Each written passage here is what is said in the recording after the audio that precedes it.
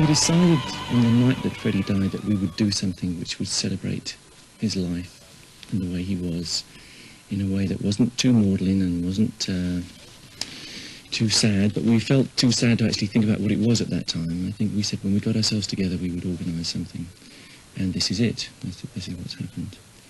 And Freddie gave us a wonderful tool in the fact that he announced that he was dying of AIDS rather than saying, it was something else, so that we can use it to promote awareness about AIDS, which now affects everyone, and not enough people realise it. I think we can be a part of people coming to realise that we must unite against this disease. So it's a dual function, this concert. It's about music and Freddie, and it's about AIDS awareness. As it's becoming more relevant around the world, I think it was on the news this morning that more people in America have AIDS than have cancer now.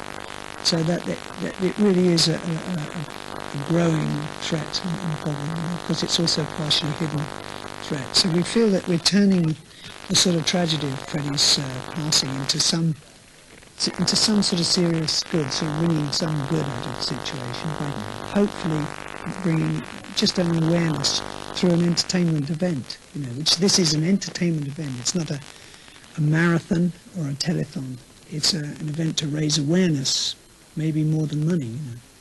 We wanted it to be relevant to Freddie, so we've tended to go for people who had some special feeling for Freddie, or that Freddie had some special feeling for. There's a sort of feeling that it should revolve around his persona, his spirit, and also, people who have a certain weight in their own right, people who have great talent.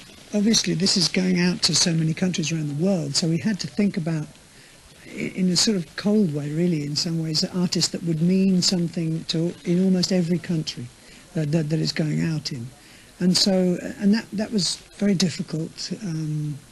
It's not an easy situation to be in. That's right. It is very, very global in a way, because global.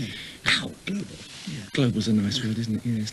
When Freddie died, it was just incredible. I think it brought home to us how big and how loved he was around the world, because from every country in the world came these tributes, and so the concert does reflect that. We have contributions from America and England, Italy, Africa, and even it's very internationally oriented, as Freddie was. We do have a basic blueprint, and we're getting quite detailed on that, but we still want it to remain a surprise on the day. People know who's going to be on, they know most of them, but they don't know what they're going to do, and I think that's quite interesting that it unfolds as a bit of a surprise on the day.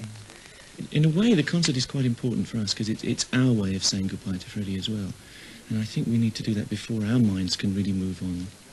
It's something which we had in our minds right from the point where he did die, and it's very hard to think on after that, isn't it? That's right. That's the only thing I can focus on at this moment, is that day when it's over. There's a new world out there in some way.